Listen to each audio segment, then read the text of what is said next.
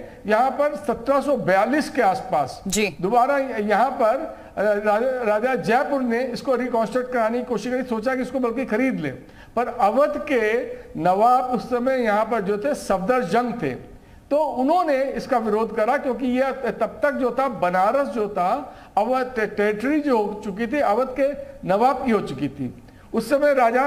उसके बाद में राजा मल्हार राव ने भी इसको कोशिश करी करने की, लेकिन नहीं कर पाए। उसके फिर बाद में इसको एक बार राजा जयपुर ने इसको खरीदने की कोशिश करी, ये खरीद के इसको ठीक कर दें, बट वो भी सक्सेसफुल नहीं हुआ। आखिर में अहल्याबाई ने जो मल्हार राव होलकर की जो वो थी डॉटर इन लॉ थी, उन्होंने इसको 1780 के अंदर पुनर्निर्माण कराया था इस मंदिर का। अब यहाँ पर ये बाद में इसके ऊपर 1 टन का करीब सोना जो था वो राजा रंजीत सिंह के कहने से लगाया गया था।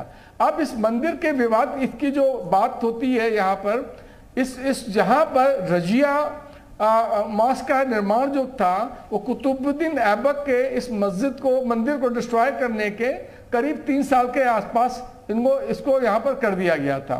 तो ये तो है हिस्टोरिकल फैक्ट्स इसके।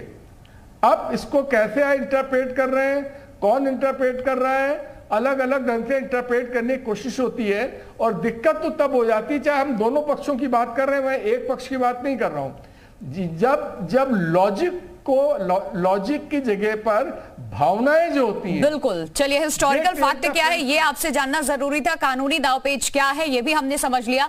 बाकी मेहमानों का रुख कर रही हूँ। मौलाना शहाबुद्दीन अध्यक्ष हमारे साथ है ऑल इंडिया मुस्लिम जमात के।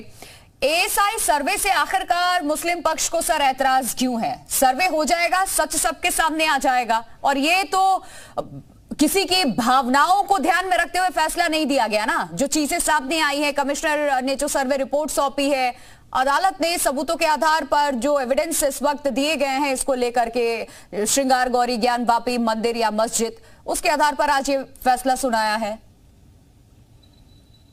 देखिए, सर्वे के ताल्लुक से जो जिला कोर्ट ने फैसला किया है वो तो कोर्ट को अधिकार है, इख्तियारात हैं कि जो चाहे फैसला करे, और वो फरीकैन को भी काबिल तस्लीम होगा। किसी को हो सकता है काबिल तस्लीम, किसको नहीं हो सकता। बहरहाल ये फैसला जो है वो हमारे पक्ष के खिलाफ आया है, इसलिए हम जो है इसके लिए अपील दायर करेंगे और इसको आला कोर्ट में हम इसको चैलेंज करेंगे, क्योंकि इस सर्वे से जो है वो नुकसान हो रहा है। बिल्डिंग का नुकसान है, तोड़ फोड़ होगी, खुदाई होगी, तरह तरह की और भी बहुत सारी चीजें होंगी, बिल्डिंग को नुकसान होगा, फिर दोबारा उसको बनाना बड़ा मुश्किल है, फिर दोबारा बनाने के लिए भी परमिशन लेके चाहिए, एक तो बड़ी लंबी प्रक्रिया है। इस वजह से इसकी मुखालफत की जा रही है, और जो है इसकी हम लोग जो है वो ये कह रहे हैं कि सर्वे की जरूरत नहीं थी, मगर खैर अब फैसला कोर्ट ने दे दिया है, तो फैसला कोर्ट ने दे दिया है तो ठीक है, मगर हम इस फैसले से मुतमईन नहीं है, संतुष्ट नहीं है, तो इसलिए हम इस फैसले के खिलाफ हम अपील में जाएंगे और इसको चैलेंज करेंगे। बहरहाल ये फैसला आने से पहले हिंदू पक्ष को पता था कि कोर्ट क्या फैसला देने वाली है, इसलिए जश्न मनाया जा रहा था। ये क्या कह रहे हैं आप? हिंदू पक्ष को कैसे पता था? राजू दास को ले आइए। राजू दास जी, क्या आपको पता था कि अदालत की तरफ से आज ये फैसला आने वाला है? आपको पहले ही बता दिया गया था क्या? नहीं, फिर मैं निवेदन करना चाहूंगा, यह देश चादर और फादर से नहीं चलता, ये देश संविधान से चलता है, और हमको संविधान के ऊपर भरोसा शुरू से है। क्योंकि मेरी बात को अन्यथा मत लीजिएगा, आप आइए, कैमरा सहित आप आइए, ज्ञानवापी परिसर में आइए, ज्ञानवापी को आप देखिए, ज्ञानवापी को देखने के बाद दूध का दूध पानी का पानी हो जाएगा, नंबर 1। नंबर 2, क्या आपको संविधान के ऊपर भरोसा नहीं? आप इस देश के नागरिक नहीं हो क्या?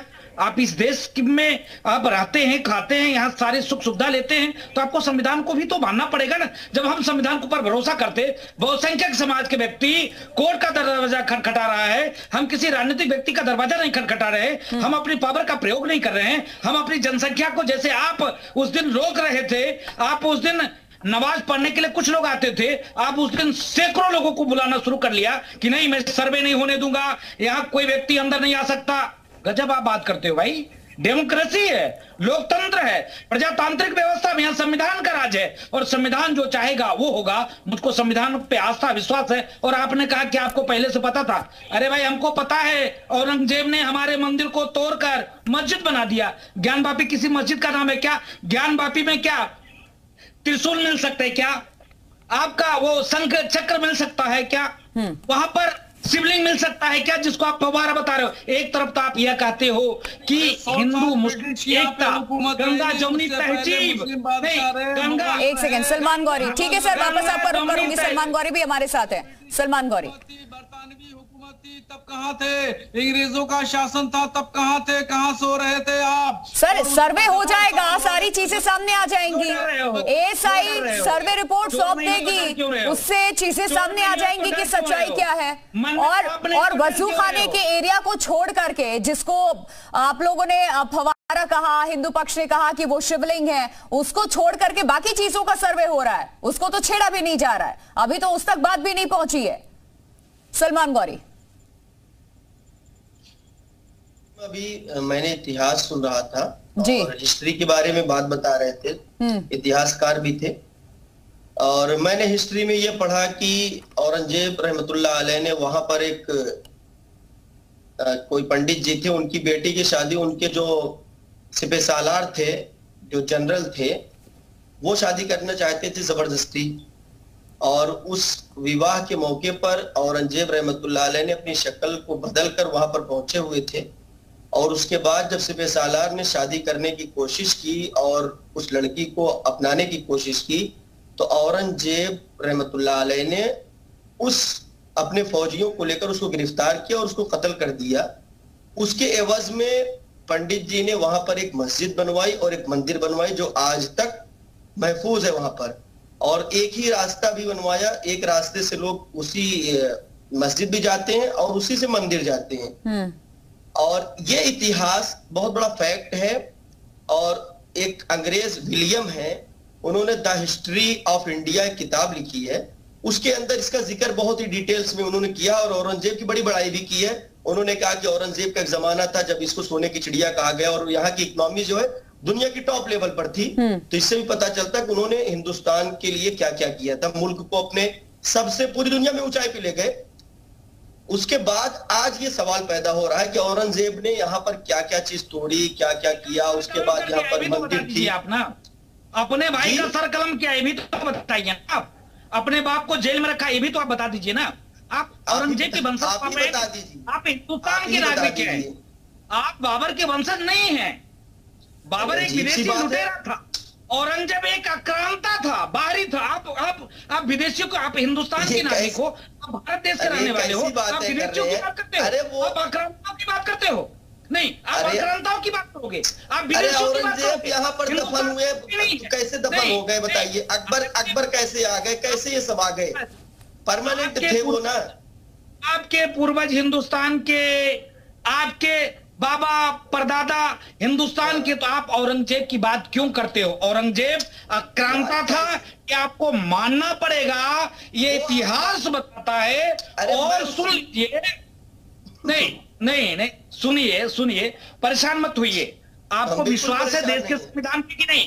नहीं, आपको देश के संविधान पे विश्वास है कि नहीं? आप संविधान को मानते हैं कि नहीं? फिर संविधान इस बात की इजाजत देता है कि आप अपनी बात रखिए, आप अपनी बात को रखिए। जो किताब में पढ़ रहे हैं उसको बता रहे हैं। आसमानी किताब से देश को नहीं चला सकते, यह देश संविधान से चलेगा। सर्वे हो रहा है, होने दीजिए, सर्वेक्षण हो रहा है, होने दीजिए। दूध का दूध, पानी का पानी हो जाएगा। रही बात आपको विश्वास नहीं है, आप कोर्ट का दरवाजा खटखटाइए। कोर्ट का दरवाजा हर व्यक्ति के लिए खुला हुआ है। आप देखिए, जब आपकी शासन सत्ता थी, जब आपकी सरकार थी, आपने हत्या किया, उसके बाद धर्म के आधार पर देश का बंटवारा आपके लोगों ने। ठीक है राजू दास जी, सर एक सेकेंड, उनको भी बोलने का मौका दे दीजिए।